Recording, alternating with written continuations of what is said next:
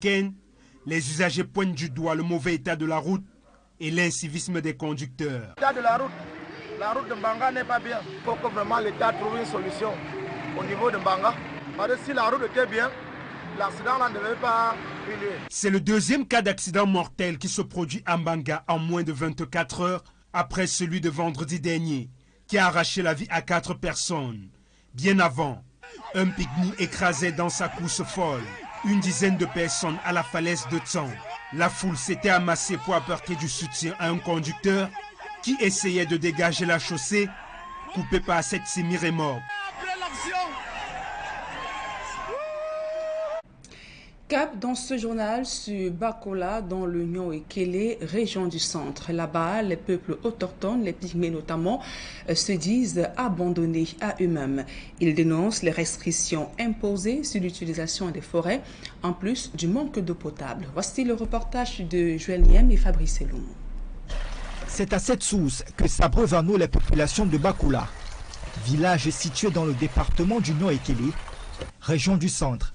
Faisant face au manque de points d'adduction en eau potable, les pygmées bagouélis sont contraints de faire avec des eaux de qualité douteuse, ce qui les expose à de nombreuses maladies hydriques. Ça ne nous donne pas les forêts ici, donc on est obligé de boire tout ça, ça nous dérange. Mais on va faire comment forcer seulement, on force. Ce peuple de la forêt qui a toujours vécu de la chasse, de la pêche et de la cueillette est affecté depuis longtemps par des restrictions sur l'utilisation de la forêt. On a beaucoup de soucis pour ça. Les problèmes, le terrain même d'abord chez nous, on n'a pas le terrain, on nous chasse quand on veut faire les chasses chez nous. On dit que les pygmées n'ont rien. Nous, on fait les écorces. Quand on coupe ça pour sortir, on nous arrête, on nous chasse même dans les broutes. À Bakola, l'alphabétisation est à la traîne. Difficile pour les enfants de cette partie du pays d'aller à l'école pour cause de manque d'actes de naissance. Nos enfants sont au campement. Ils ne fréquentent pas. Ça nous fait beaucoup de problèmes. Comme eux, les plus âgés peinent à se faire établir des cartes d'identité. Ce qui laisse planer un climat d'insécurité dans cette localité de près de 6000 âmes. Descendue sur les lieux pour s'enquérir de la situation, la deuxième adjointe au maire d'Ezeka annonce que ces difficultés trouveront solution dans les prochains jours. Nous allons beaucoup travailler pour que ceux qui ont des problèmes, qui ne sont pas scolarisés, s'il y a possibilité, qu'ils rentrent à l'école dès la rentrée prochaine. Et ceux-là qui ont un problème d'adolescence, de toutes les façons, nous avons commencé la campagne tout de suite, à l'immédiat. Les enfants de moins de 3 mois, nous avons déjà pris les informations des parents et puis les actes vont être dressés d'ici 3-4 jours, puisque ça ne nécessite pas quelque chose d'autre. Les actes seront prêts. Outre ces problèmes, Bakola présente des réseaux routiers en piteux état qui restent en attente d'aménagement. Et à l'extrême nord, le nouveau marché de Mokolo, inauguré il y a plus de 6 mois, reste inoccupé. Les commerçants boudent en effet les prix des locations jugés exorbitants. La grogne de ces commerçants a donc poussé le conseil municipal à procéder au vote pour la réduction des prix de loyer. Voici le reportage d'Amadou Daïro et de Hubert Michel Kameni. 7 mois après l'inauguration du nouveau marché moderne de Mokolo dans le Mayo de Sanaga, région de l'extrême nord, seules 10 boutiques sont occupées sur la centaine que regorge cet espace marchand. Problème, les commerçants jugent exorbitant le prix du loyer fixé par l'exécutif communal. Nous voulons qu'on réduise le prix parce que nous sommes dans une zone sinistrée. Parce que les boutiques sont fermées depuis 7 mois, ça ne va pas avantager la commune ni les commerçants. On paye 25 000 ici, c'est trop cher. Il devrait quand même diminuer au moins sur le prix pour que tout le monde vienne. Après, il peut augmenter le prix de temps en temps. La grogne des commerçants avait amené les conseillers à voter le 11 juillet dernier, lors du conseil municipal, une délibération pour la réduction des prix de location des boutiques. Ainsi, les nouveaux tarifs varient de 55 000 à 35 000 francs CFA pour les boutiques de 24 mètres carrés, de 25 000 à 20 000 pour celles de 12 mètres carrés, de 20 000 à 15 000 pour celles de 10 mètres carrés, de 15 000 à 10 000 pour celles de 8 mètres carrés et fixe à 5 000 francs CFA pour les boutiques de 3,5 mètres carrés. Les montants qui ne satisfont toujours pas les commerçants. Nous voulons que le tarif là, les boutiques qu'on loue de 35 000, il faut qu'il laisse à 20 000. De 20 000, il faut qu'il laisse à 15 000 ou à 10 000. de 10 000 là, il faut qu'il laisse à 5 000. Ça là, les gens peuvent prendre et se battre dedans. Ce qu'on soit disant le magasin nous coûte énormément cher. Nous désirons être bien entretenus parce que regardez, c'est la nourriture qui vendent sur nos tables. Si quand ils sont vraiment à terre comme cela, ce n'est pas pour bien pour notre santé. Ils invitent par ailleurs le chef de l'exécutif communal de Mokolo à prendre en compte les réalités qui sont les leurs, comme l'a fait précédemment le chef de l'État en leur exonérant de certaines taxes. Ce n'est pas pour rien que l'État a pensé au département pour nous faire des petits trucs et pour nous aider. Mais si lui, il pense qu'il veut récupérer l'argent là en un jour ou en un an ou en 2 ans, ça, il s'est trompé.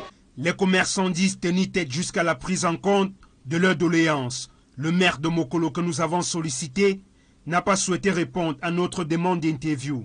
Cependant, le mystère demeure sur cette affaire qui n'a pas encore rendu tous ses épilogues. Nous parlons religion à présent. Le pape François invite à s'unir dans la prière pour demander la paix au Cameroun, toujours en proie à la violence et à la guerre. Ce dimanche, le pape François a solennellement annoncé que la veillée de l'Assomption aura lieu à Bafoussam, à l'ouest du pays. C'était au cours de l'Angélus de ce dimanche 13 août. Écoutons un extrait du pape François. Demain, la veillée de l'Assomption aura lieu à Bafoussam au Cameroun, le pèlerinage pour demander la paix au pays, un pays encore menacé par la violence et la guerre. Unissons-nous en prière avec nos frères du Cameroun pour que par l'intercession de la Vierge Marie, Dieu soutienne l'espérance du peuple qui souffre depuis des années afin de...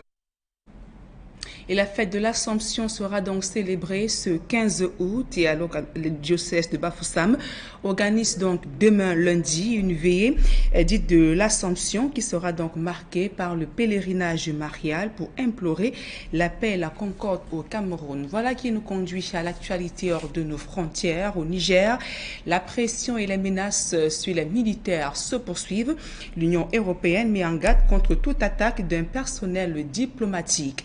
Alors que l'organisation se dit solidaire des décisions de la CEDEAO, des pays voisins affichent leur soutien à la junte. D'autres précisions dans ce reportage de Pierre Lavé-Duromban.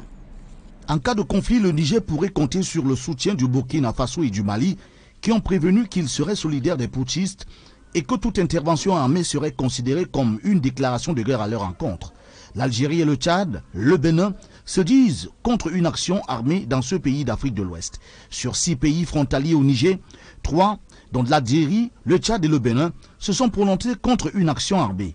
Au Nigeria, les sénateurs ont appelé à renforcer l'option diplomatique. De leur côté, le Mali et le Burkina Faso soutiennent encore les putschistes. Plusieurs autres pays voisins du Niger ont évoqué des réticences. Ces derniers jours, les sénateurs du Nigeria ont appelé le président Bola Tinubu à renforcer l'option politique et diplomatique. Une majorité d'entre eux auraient exprimé leur opposition à une opération militaire et la Constitution stipule que le pays ne peut pas envoyer de forces combattre à l'étranger sans l'accord du Sénat. Le président algérien Abdelmadjid Tebboune a quant à lui déclaré qu'une intervention serait une menace directe pour son pays.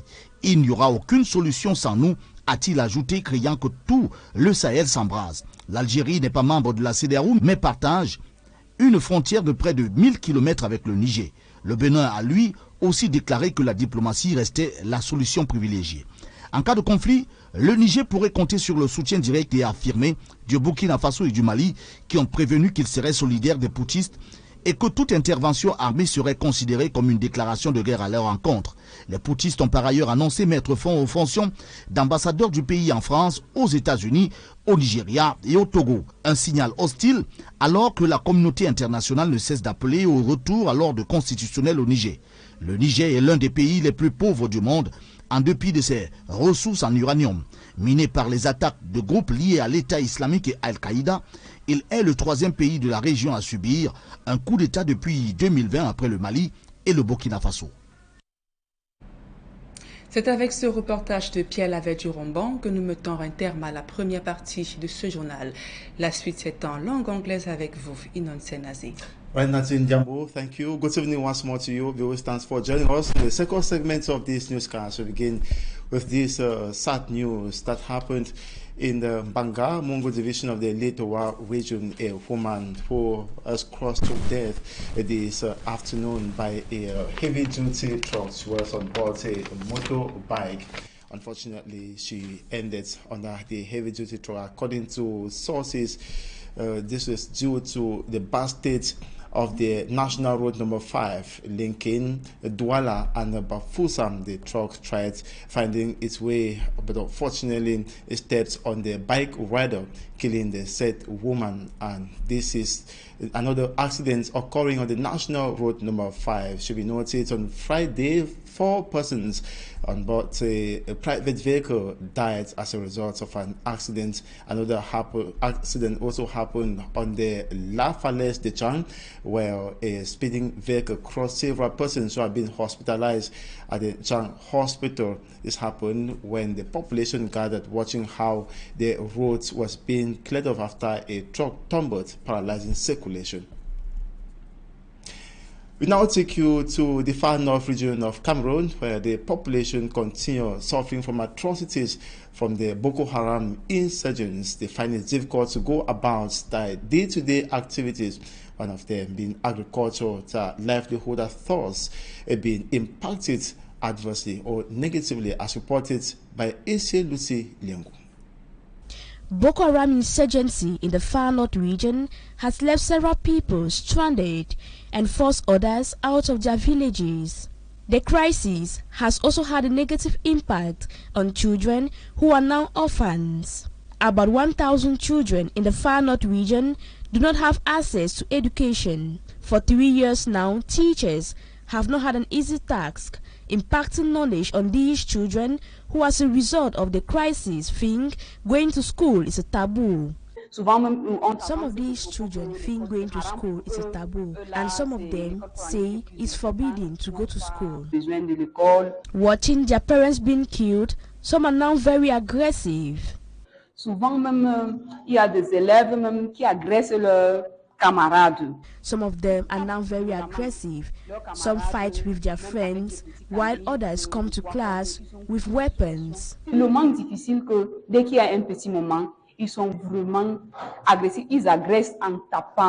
As a means to resolve these, the educational community and civil society actors in the far north region regularly have had evaluation sessions to brainstorm on ways to help these children see themselves that they are normal like any other people in the society. At first, some of them thought they were frustrated due to the crisis, due to the dropout, due to left from their village to other village. They thought their lives have come to an end. They tried to bring them back in the system, in the society, make them regain themselves, feel as any other children can feel wherever they are.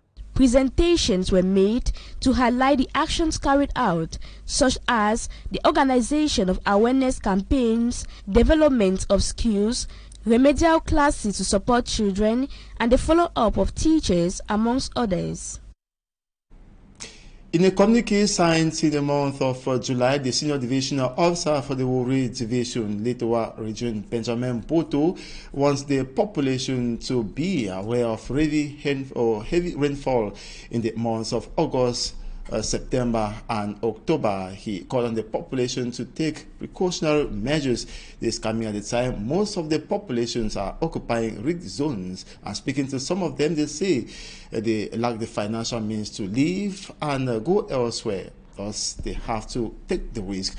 In this report, Immaculate Fogwe takes you to some of the risk zones occupied by denizens in the city of Douala. Lendi, a neighborhood in the Douala 5 subdivision, at the verge of being cut off from other parts of the city of Douala, not far from a place called Maison Blanche. The main road connecting several other neighborhoods is gradually eroding, putting the lives of those living around at risk. The partial collapse was provoked by floods triggered by heavy rains. You can see what we have been going through here for the past few months. This road just got collapsed for some time now, and I am a neighbor here. This is my house. So it is very dangerous and very catastrophic for us and our children around. It started from there, but now it's already here.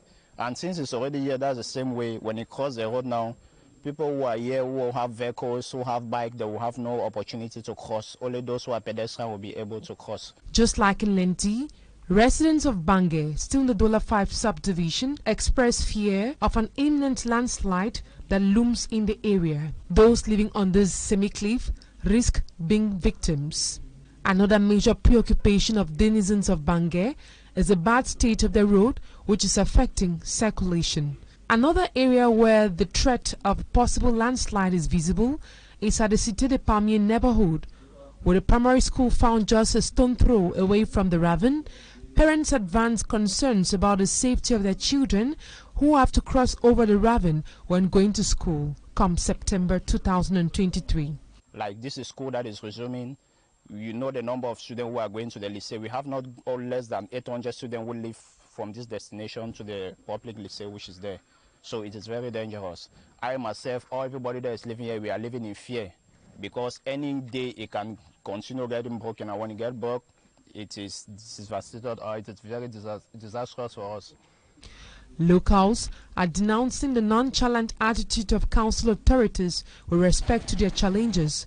They are urging authorities to help save them out of troubled waters.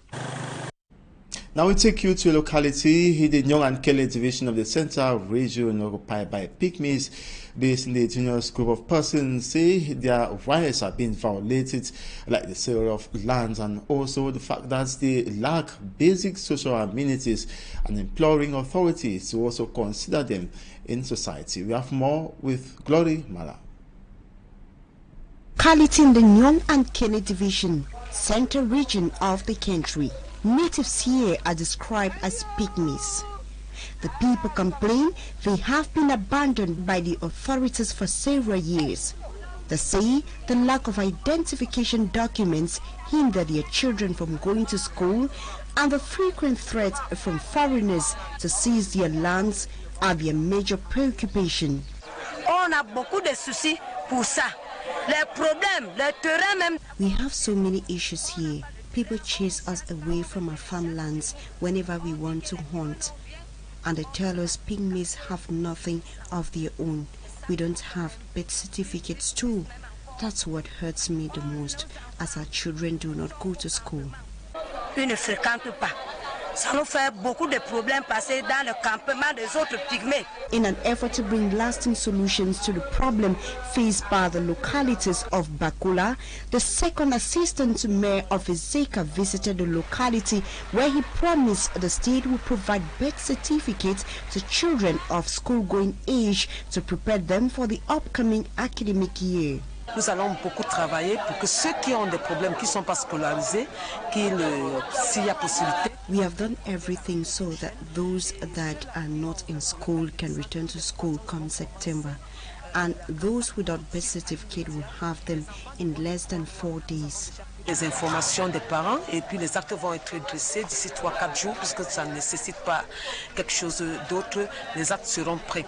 Bad roads and lack of potable water is another major challenge faced by the population of Bakula. Meantime, the locals call on the government to send delegates to the area to facilitate the production of identification documents and provide other social amenities to the population of Bakula village.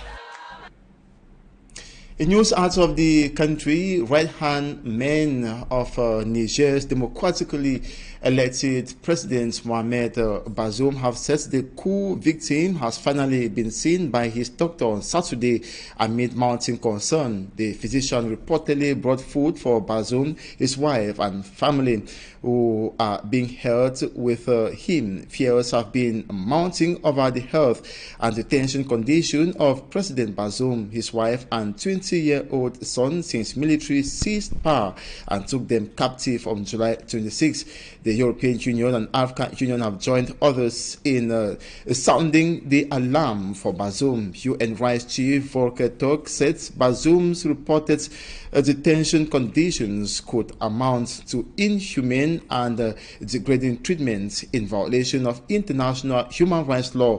Human Rights Watch described his treatment, that of his wife and son, known as cruel and inhumane after paying them a visit.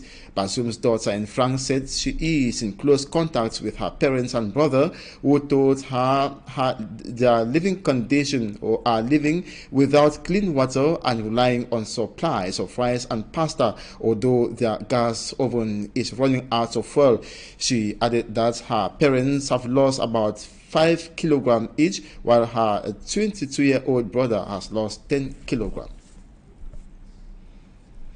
And now, elsewhere, supporters of President Ali Bongo believe that their candidate is the choice of reason as he launched his election campaign in the Wendo community on Friday.